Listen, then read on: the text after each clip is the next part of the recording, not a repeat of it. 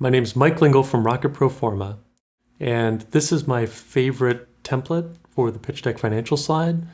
And what it does, it has some key metrics at the top that talk about the drivers of the business. Then it has an income statement that shows, essentially what you would report to the government for your taxes. Then it has the head count, so it shows you how the head count is growing in the business. And then it has a little bit of the cash flow statement, because what happens when investors, investors want to see the income statement, but then their next question is, okay, let me see the cash flow statement.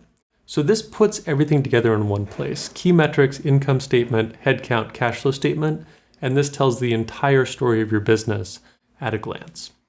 And this slide is automatically produced by my Pro Forma spreadsheet template. And I've just revised it, and it does some really cool tricks. So first of all, you can just put this right into your pitch deck.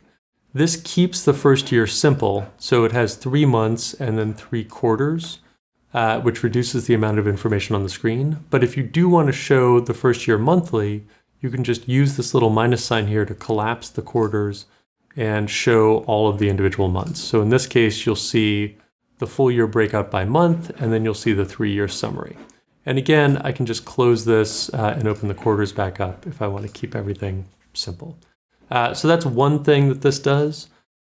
Another thing that it does, a lot of times, you want to customize these key metrics. And one of the things that Pro Forma is really good at is combining business models. So this works for a subscription business. You have the number of subscribers and the annual recurring revenue, or ARR.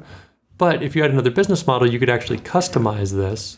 And you could just say, look, I want to look at the transactions business model here, or I want to look at the units business model here, or I want to look at monthly recurring revenue instead of annual recurring revenue. So you can just select that here, and then your readout will change to monthly recurring revenue.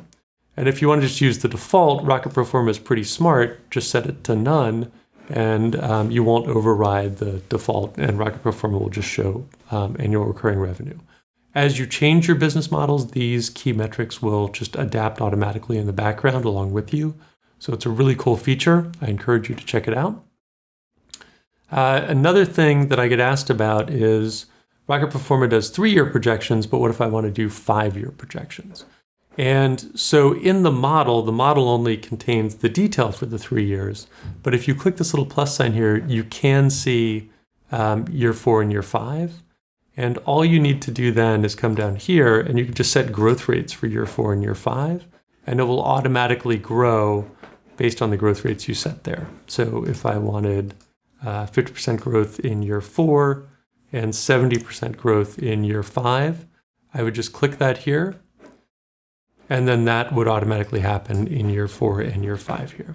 And if I don't want to see that, I can close it. For most startups, you don't really need a 5-year projection. But if you're doing something that involves a bunch of upfront investment, so if you're doing medical devices or hardware devices or something that requires FDA approval, if you're doing drug discovery, that kind of thing, you may want to have a 5-year projection.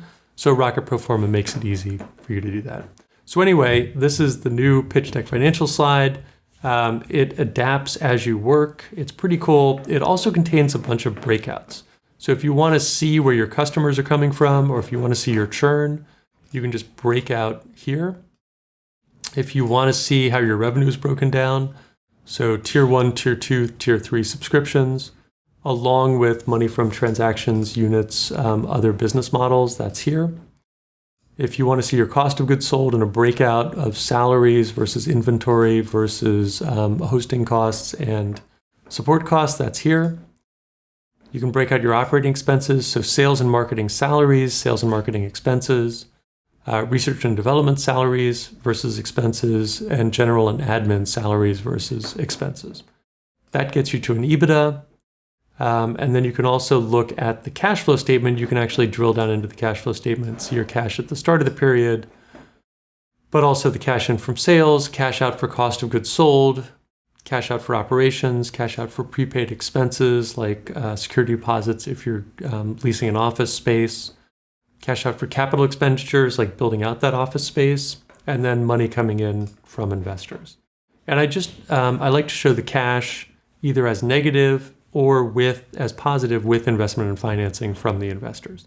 So check it out. This is the pitch deck financial slide. It's automatically created as part of Rocket Pro Forma, so that's part of the fun of Rocket Pro Forma is it just does this for you. Again, this is Mike Lingle from Rocket Pro Forma. Thanks so much.